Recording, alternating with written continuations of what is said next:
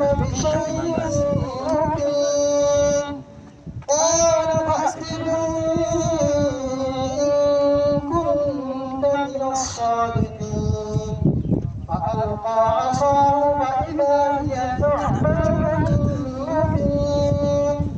ونزع يده فإذا هي بيضاء للناظرين قال للملأ حوله إن هذا لساحر عليم يريد أن يخرجكم من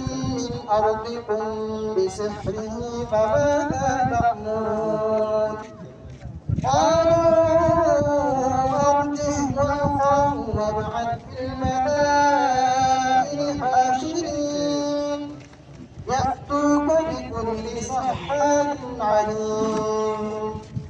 فجمع السحرة لميقات يوم معلوم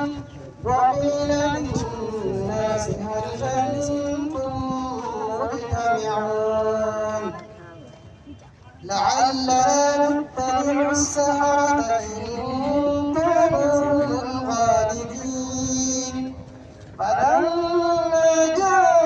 جاء السحرة قالوا لفرعون إن لنا لأجرا إن كنا نحن الغالبين قال نعم وإنكم إذا لمن المقربين. السلام عليكم إن شاء الله.